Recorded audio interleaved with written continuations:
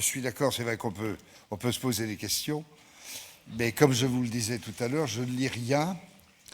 Et après de la Valley of Love avec Guillaume Niclou, j'avais un immense plaisir à essayer de retravailler avec lui, car c'est tout à fait le genre pas de metteur en scène, je dirais de raconteur d'histoire qui me plaise. Parce qu'il te dit une chose, c'est comme... D'ailleurs, c'est à peu près la même chose, sauf que c'est deux choses différentes. Il y en a un qui donne la vie, enfin, où ils donnent la vie ensemble, et puis il y en a un autre qui est gonflé de vie et de merde par toute la vie qu'il reçoit, et qui va jusqu'à se perdre dans un endroit qu'il connaît, soi-disant, parfaitement. Je trouve que c'est très intéressant, et je trouve que, encore une fois, je ne veux pas lécher le cul de Berlin, mais c'est vrai que c'est un festival qui a une large palette. Et bon, il se trouve que c'est un peu aussi, moi, sans vouloir, comment dire, ni même trop parler de moi, mais c'est un peu ce que je pense de ce métier. C'est vrai que plus ça va, moins les films ne m'intéressent, moins les histoires qu'on raconte au cinéma, plus je les trouve anecdotiques et fausses. Plus ce qui m'intéresse dans le cinéma, c'est les émotions et ce qui se dégage de certaines situations. C'est un peu comme en littérature. Je me situerais davantage du côté de Stifter ou de Peter Handke plutôt que de Bernard-Henri Lévy, que d'espèces de professeurs, ou même que Finkielkraut, ou des soi-disant philosophes.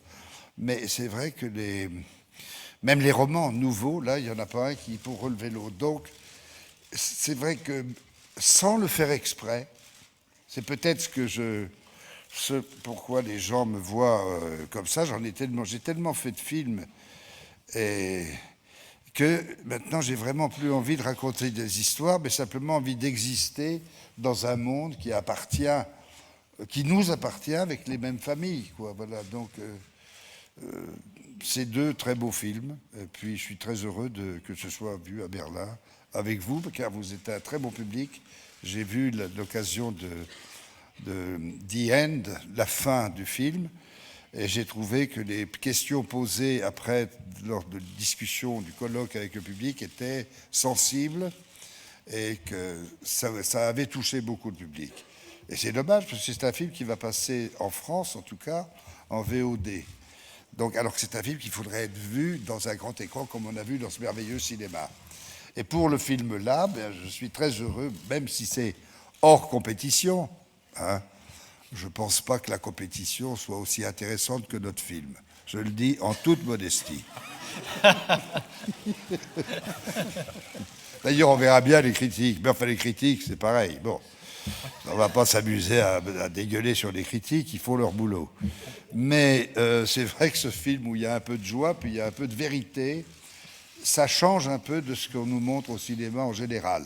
Parce que si je prends les Oscars derniers, Le Revenant, avec les caravanes derrière, et puis la chaleur et tout ça, bon, allez vous mettre de la merde.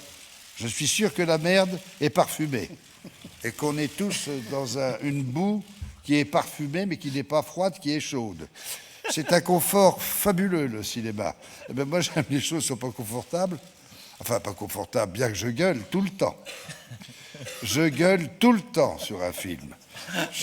Toujours, je commence par dire non. Nein! Sans moi. Et puis je le fais. Parce que c'est comme ça. C'est la vie et que il m'intéresse. Voilà. Mais moi, je gueule tout le temps et je suis contre. Je suis contre. Mais là, je dirais que maintenant, les Oscars, ils sont peinards avec nous parce qu'on va pas les déranger. On est beaucoup trop sales pour eux.